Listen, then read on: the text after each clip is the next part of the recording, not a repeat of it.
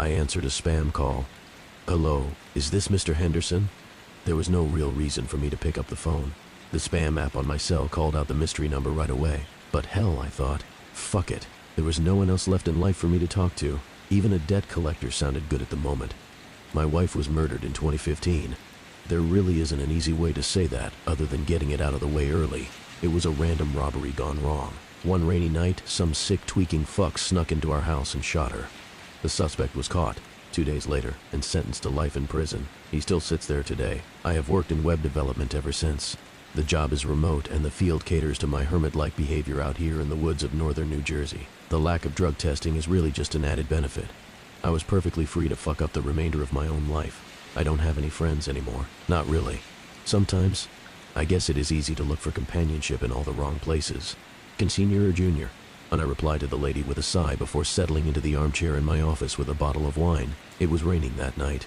The wind whipped the old pine tree in our backyard so hard I thought it might topple. Sure, senior, said the pretty calm voice on the other line.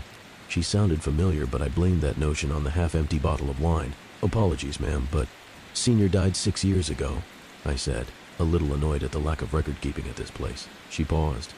Oh, gosh, that is not what we have here. I am so sorry, sir. We were not aware. Please forgive the intrusion and assumption. Would you mind pausing while I check my records? A filing cabinet clicked steadily in the background as static crinkled.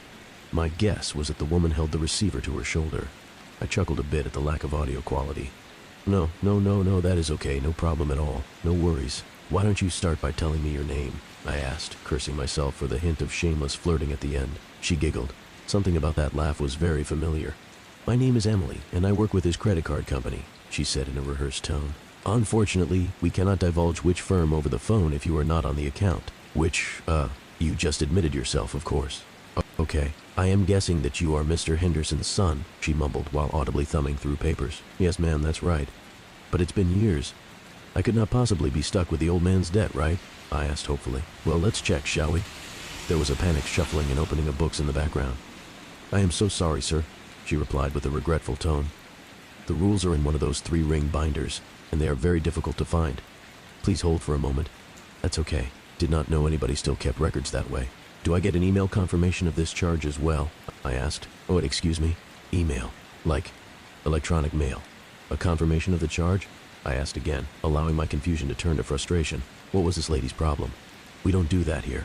Still a few years away from all those fancy features, she continued. But as you know, late payments are a pretty serious issue. They can even affect the credit score of an individual when a large amount has not been paid. Okay, of course, I said, genuinely starting to grow worried and a bit flustered. What can I do? Is there a Mrs. Henderson in the household? She asked quietly. And Mrs. Henderson died in 06. What year did you say?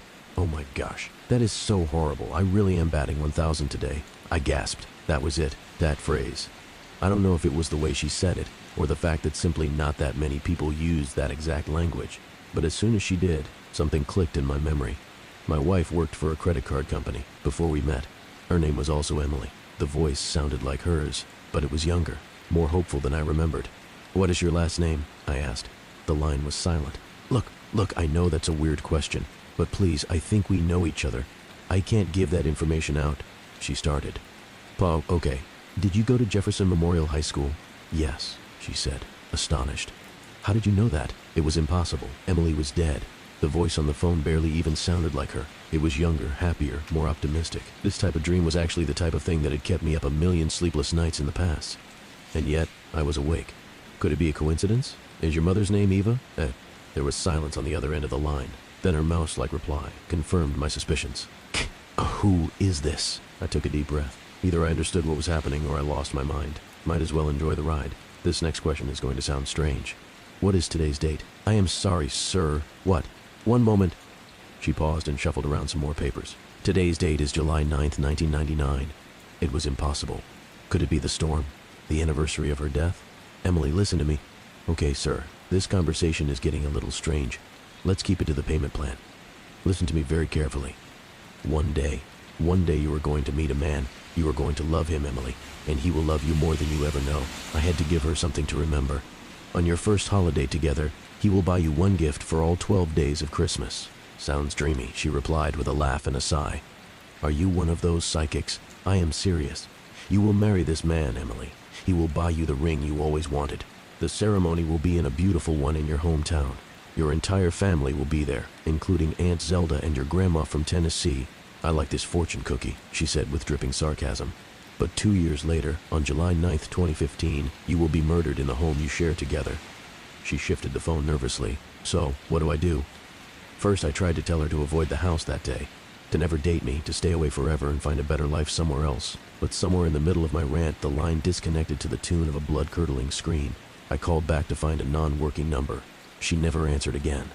I fell asleep listening to the thunder rolling through the sky. The scream from that night repeated from time to time while flashes of her body on the floor occasionally invaded my mind. I never questioned the call. I never asked why. Maybe it was God. Maybe it was just time. But yesterday morning, when I woke up, Emily was by my side.